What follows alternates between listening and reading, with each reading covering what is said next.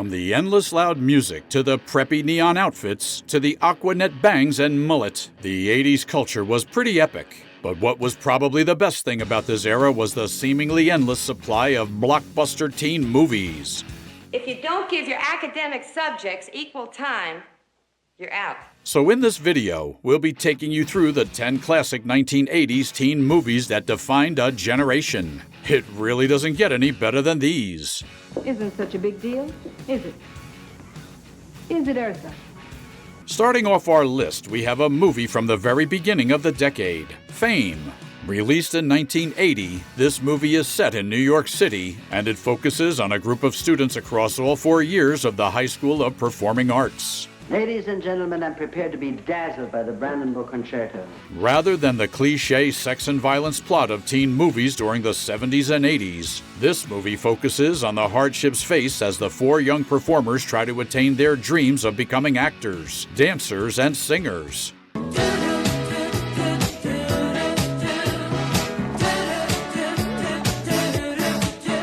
Producer David Da Silva and playwright Christopher Gore faced some challenges in getting the script approved by the actual High School of Performing Arts, but that didn't stop them. They went ahead, shot the movie in other locations for over 90 days, and the result? A masterpiece that grossed over $42 million worldwide, against a production budget of $8.5 million, and won several awards and nominations, including 2 Academy Awards for Best Original Song and Best Original Score, and a Golden Globe for Best Original Song, and more recently got selected for preservation in the United States National Film Registry by the Library of Congress. As far as influence goes, it really doesn't get much better. Cindy, this is what I'm talking about, responsibility. Honey, you're a senior now. Why can't you be more mature like the Miller boy? The same can be said for the next movie on our list, Cant Buy Me Love. A bit unlike Fame, this movie titled after a Beatles song doesn't have a deep or overanalyzed storyline, but that's exactly what makes it special. 5, 6, 7, 8, and 1, 2, 3, 4, 5, 6, 7, 8, 1. In it, we see a young Patrick Dempsey portraying a nerdy kid who's having problems fitting into the crowd and finding love. So, what does the bright lad do? He essentially hires a cheerleader named Cindy to be his girlfriend for a month. Well, I have $1,000. It says it will. And show him how to be a cool dude. As you can guess, it doesn't all go according to plan, and the story unravels with a lot of simple but effective jokes. Aren't you in the wrong section? Losers are to the left. And if it wasn't obvious enough, the 2 likable characters end up together. Predictable, but well presented enough to show that not every film needs a twisted plot to be quality. No, I won't be afraid. Oh, I won't be afraid. Next is another movie titled after a famous song. This time, a shout out to Ben E. King, Stand By Me. Hitting the big screens in 1986 and starring Will Wheaton, River Phoenix, Corey Feldman, and Jerry O'Connell. French, okay? Your garbage cans are empty and your dog's pregnant. This timeless movie managed to seamlessly combine drama and comedy while still passing across a message. In it, a young and disparate group of teens go on the search for a local kid's dead body, only to find, let's just say, more than they were looking for. We got to see these boys go from over-inquisitive kids to teenagers coming to terms with how their respective family secrets shaped them in just 89 minutes. Stand By Me did pretty crazy numbers in the box office and got more than enough attention during the award season. It probably isn't much of a surprise that something this good came out of the same writer who wrote The Shawshank Redemption. Coming in at number 7, we have Weird Science. Hi, dudes.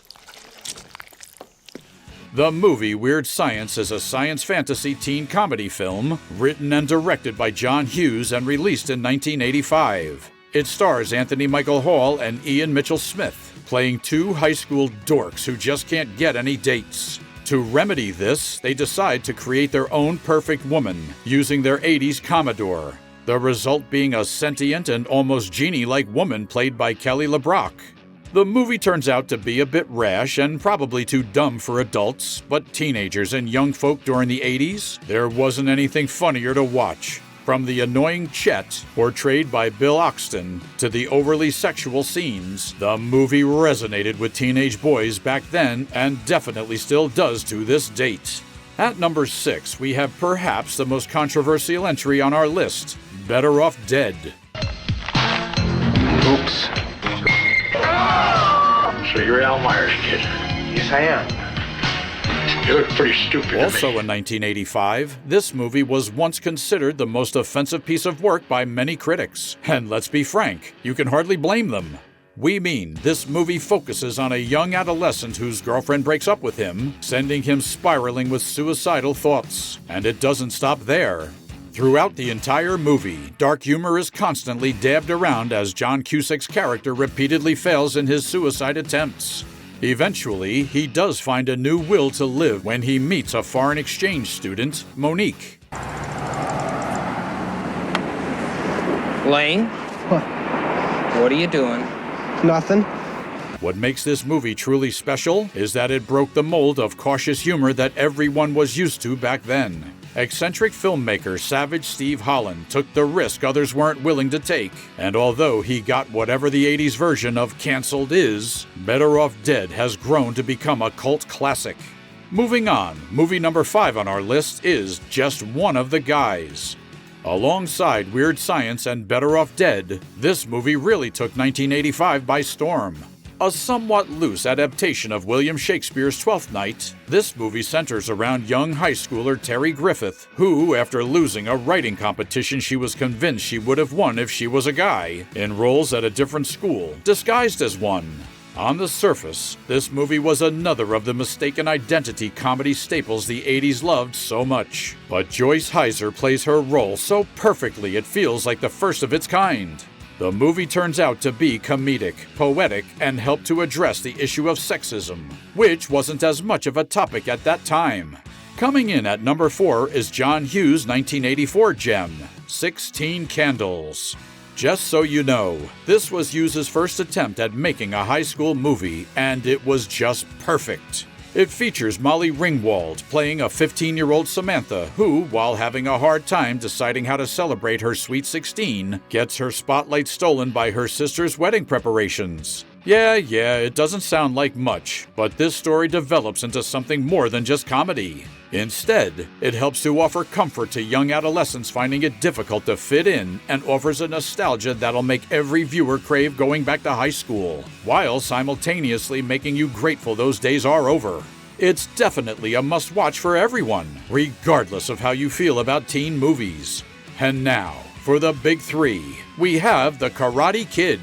In this movie, Ralph Macchio plays Daniel LaRusso, a young boy who moves to Los Angeles, where he gets bullied by Johnny Lawrence, the top student at the Cobra Kai karate school. He then begins training with Pat Morita's handyman character, Mr. Miyagi, in the art of karate so as to be able to defend himself and prove he can win in an even fight. Sound familiar, right? Yeah, that's because the 2010 movie with the same title featuring Jaden Smith and Jackie Chan is an adaptation of this 1984 movie. The more recent Karate Kid was close to flawless, so that gives you an idea of how good the original must have been. Pat Morita even got an Oscar nomination for this movie, and it was one of the biggest commercial successes of the decade. At number 2, we have Fast Times at Ridgemont High. Another 80s movie was selected for preservation in the United States National Film Registry by the Library of Congress because of its cultural impact. Writer Cameron Crowe and director Amy Heckerling created something really special with this epic comedy about a young girl who ends up in the middle of a love triangle she never would have been in. Like most of us have experienced, she ends up in a dilemma all because she took the advice from her much more experienced friend. The cultural impact of this movie is just mind-blowing as it addresses everything from drug use to abortion. Its impressive cast includes Sean Penn, Judge Reinhold, Phoebe Cates, Brian Backer, and Robert Romanus, as well as future Hollywood stars like Jennifer Jason Leigh and Oscar winners Forrest Whitaker and Nicolas Cage. One watch and you'd agree this movie has it all. And now, atop our list of classic teen movies from the 1980s that defined a generation is The Breakfast Club. In case you hadn't figured it out, 1985 was the year of perfect movies, and this one was just the best. Yeah, it's comedic, but when John Hughes put together characters of an athlete, a genius, a basket case, a princess, and a criminal in the same room, it transcends comedy. These 5 characters couldn't be any more different, but ended up getting stuck together in a life-changing Saturday detention.